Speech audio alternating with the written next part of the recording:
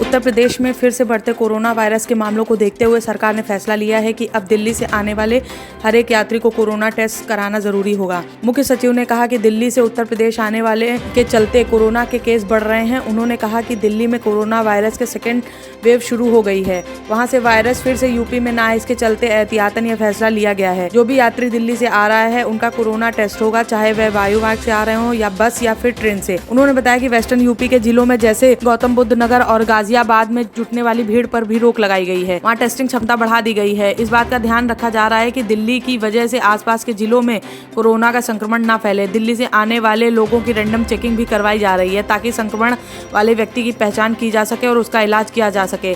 यहाँ पर 100 से ज्यादा लोगों को शादी समारोह में एकत्र करने पर बैन किया गया है। आधिकारिक आंकड़ों के अनुसार उत्तर प्रदेश के 8 जिलों में पूरे राज्य के 1/4 कोरोना केस हैं। ये जिले एनसीआर में हैं जहां पूरे मामलों के 25% केस हैं।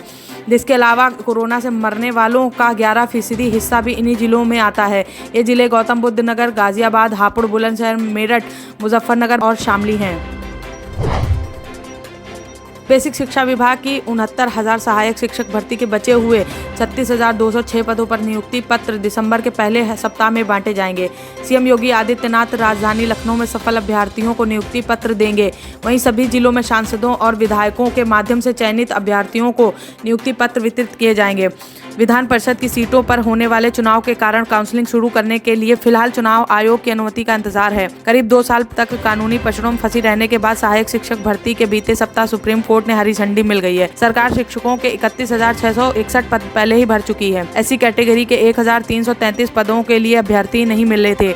ऐसे में 36,206 बचे हुए पदों पर नियुक्तियां की जानी है। लंबे समय तक फंसी रही भर्ती अब पूरी हो रही है, इसलिए योगी सरकार इसे अपनी उपलब्धि के तौर पर पेश करेगी। इसके लिए सभी जिलों में कार्यक्रम आयोजित किए जाएंगे। हालांकि यह चुनाव आचार संहिता हटने के बाद ही संभव है। 3 दिसंबर को एमएलसी चुनाव के नतीजे आ जाएंगे और आचार संहिता हट जाएगी। ऐसे में दिसंबर के पहले सप्ताह में नियुक्ति पत्र बांटे जाएंगे। अगर आयोग से भर्ती की अनुमति नहीं मिली तो काउंसलिंग भी दिसंबर के पहले सप्ताह में खिंच सकती है। ऐसे में नियुक्ति पत्र का वितरण दूसरे सप्ताह तक होगा।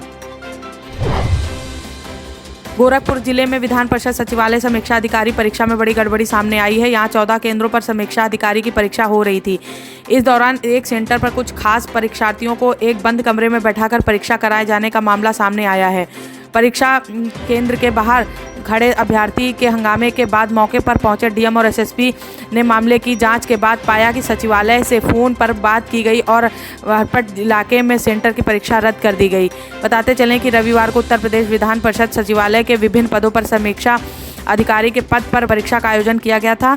इसके लिए जिले में 14 केंद्र बनाए गए थे। सभी केंद्रों पर शांतिपूर्ण परीक्षा का संचालन किया जा रहा था। इस बीच बढ़त स्थित गुलाबी देवी इंटर कॉलेज में अभ्यर्थियों ने हंगामा शुरू कर दिया। अभ्यर्थियों का आरोप था कि सेंटर में कुछ परीक्षार्थी से बंद कमरे में अंदर पेपर सॉल्व करवाया जा रहा है, जबकि अन्य परीक्षार्थी को 1 घंटे बीत जाने के बाद भी पेपर नहीं दिया गया। इसके बाद अभ्यर्थी सेंटर के बाहर पर्चा आउट होने का आरोप लगाते हुए हंगामा करने लगे थे। विकास दुबे कांड के बाद सामने आई गड़बड़ियों को सुधारने के लिए जारी प्रयासों के बीच कई सवाल उठ रहे हैं। बीते दिनों पुलिस ने विकास दुबे के परिवार और करीबी पर फर्जी स्टैंप लगाकर हथियार लाइसेंस लेने का आरोप लगाया था, लेकिन इस दौर में जिम्मेदार अधिकारियों पर कार्रवाई की अनुशंसा न होने पर बड़ा सवाल खड़ा हो रहा है। वहीं पिछले साल पूरे प्रदेश में हथियार लाइसेंसों के सत्यापन का आदेश लॉ एंड ऑर्डर पर एक बड़ी चुनौतियों के बीच कागजों में ही रह गया। बिकरू कांड की जांच के बाद बनी एसआईटी ने विकास दुबे से जुड़े हर पहलू की जांच की। टीम ने जांच में पाया कि विकास और उसके परिवार और उसके करीबियों ने जो हथियार लिए थे वह फर्जी स्टैंप लगाकर लिए थे। ये लाइसेंस 1992 से 2009 के बीच जारी हुए थे। एक जानकार के अनुसार 17 साल तक फर्जीवाड़ा चलता रहा और किसी अधिकारी को भनक तक नहीं लगी। इस बीच सितंबर 2019 में राज्य सरकार ने प्रदेश के हर जिले में हथियार लाइसेंस के सत्यापन का आदेश दिया। पुलिस लाइंस में होने वाले सत्यापन के लिए बनी समिति में city magistrate, ASP, CO lines, reserve inspector और हेड ओंकार को होना था। हर थानेदार को आदेश दिया गया था कि अपने थाने में दर्ज हथियार लाइसेंस की सूचना समिति को दें। कानपुर में इस प्रक्रिया का पालन करते हुए थानेदार को रोस्टर जारी किया गया था, लेकिन कोई सूचना देने ही नहीं आया। इस कारण समिति रिपोर्ट नहीं दे सकी।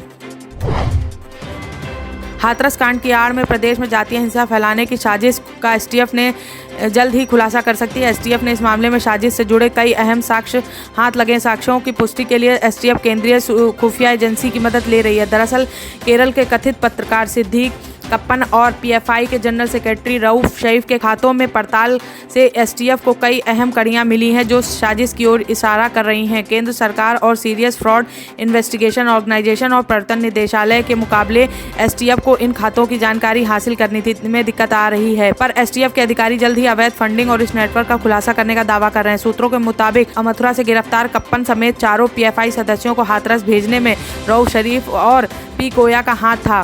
पी कोया के बारे में एसटीएफ को तमाम ऐसे प्रमाण मिले हैं जिससे पता चला है कि उसके तमाम इस्लामिक संगठनों के गहरे तार जुड़े हैं। अब एसटीएफ पीएफआई और इन दोनों वरिष्ठ पदाधिकारियों के जरिए इस नेटवर्क का खुलासा करने की कवायद में जुट गई है।